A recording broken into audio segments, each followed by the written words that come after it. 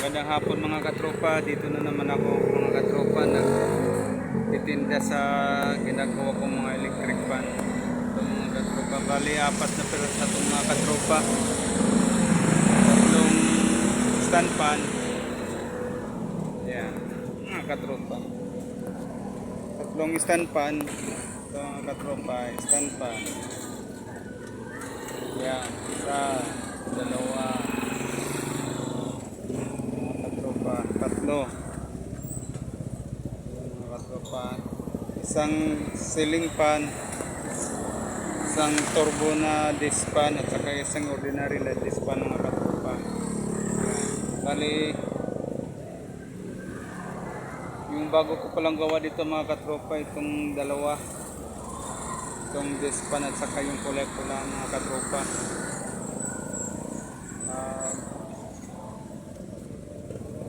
Yung mga katropa,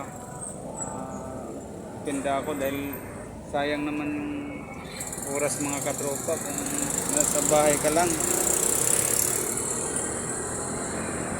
Wala naman akong pasok ngayong gabi mga katropa, kaya nagtitinda ako ngayon. Maganda ito mga katropa, malalakas itong mga electric pan ito mga katropa. Kaya sinong may gustong bibili mga katropa,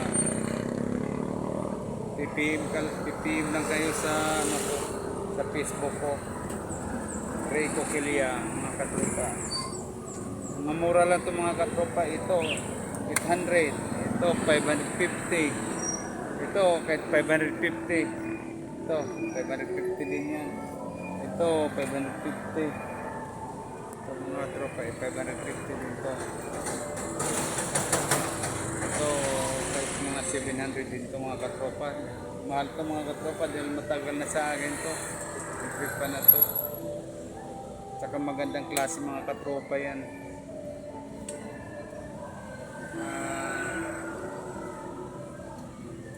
Medyo may masama panahon mga katropa. Kaya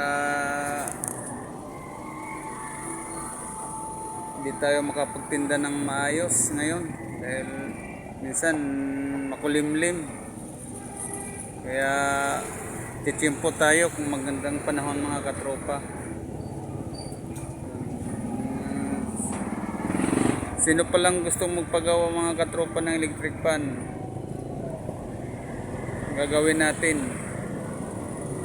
Mura lang mga katropa ang papagawa. Sa halagang 500 lang mga katropa, bago na yung motor, bago na yung bushing, bago na shafting mga katropa. 500 lang mga katropa yung gagastusin nyo. Buo na yung electric fan nyo at tatagalan naman ito mga katropa gawa ng gagamitin kong mga katropa na motor. Yung copper na, hindi alum, kasi yung alum madaling bibigay yung mga katropa Original na mga katropa na na motor, kaya matitibay mga katropa. Kung gagamitin natin yung motor, yung copper, yung winding nya para matibay yung mga katropa.